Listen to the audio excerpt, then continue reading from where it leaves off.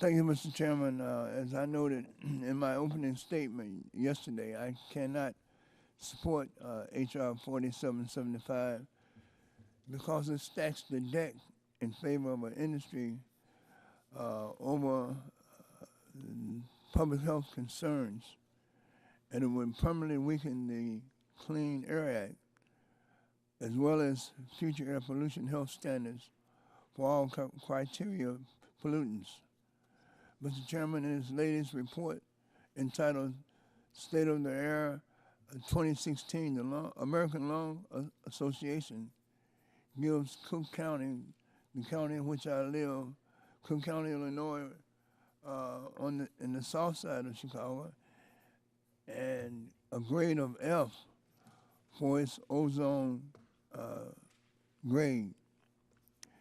The ALE also reports that there are currently over 371,000 cases of adults with asthma and close to 99,000 cases of pediatric asthma in Cook County alone.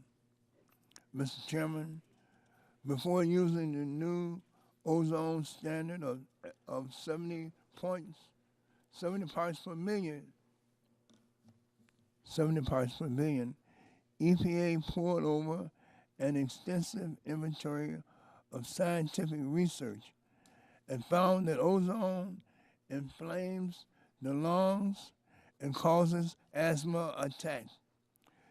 These attacks frequently lead to emergency room visits, hospitalizations, and premature deaths, and a growing body of research indicates that ozone may also lead to central nervous system harm and may harm developing fetuses.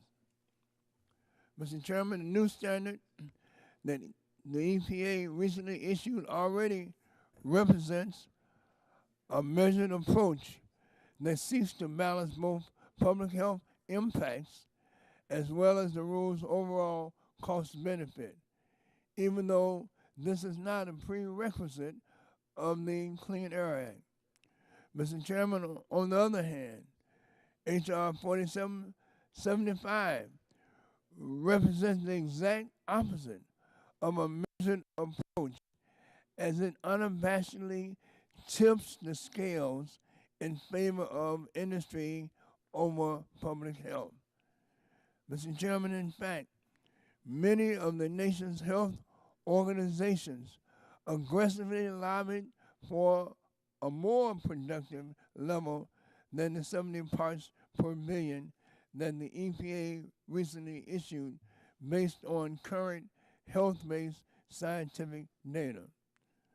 So, Mr. Chairman, instead of moving this legislation forward as drafted, I am offering an amendment that would strip some of the more nefarious provisions from the bill if those sections would have a negative impact on public health. Specifically, Mr. Chairman, my amendment would allow the EPA administrator, in consultation with the Clean Air Scientific Advisory Committee, to determine if exempting preconditioned permit applications will lead to negative health implications. This amendment would require the EPA and the Clean Air Scientific Advisory Committee to examine health conditions including asthma attacks, respiratory disease, cardiovascular disease, strokes, heart attacks, babies born with low birth weight and impaired fetal growth, neurological damage, premature mortality, or other serious harms to human health. My amendment will also require that special attention is paid to our most vulnerable populations, such as pregnant women, children, the elderly, outdoor workers, and low-income communities.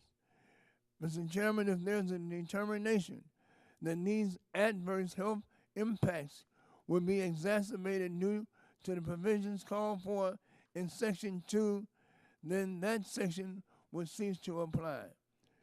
Mr. Chairman, this is a common sense amendment that seeks to put the interests of the public above the interests of industry, and I urge all of my colleagues to support it. And thank you. With that, I yield back the balance of my time.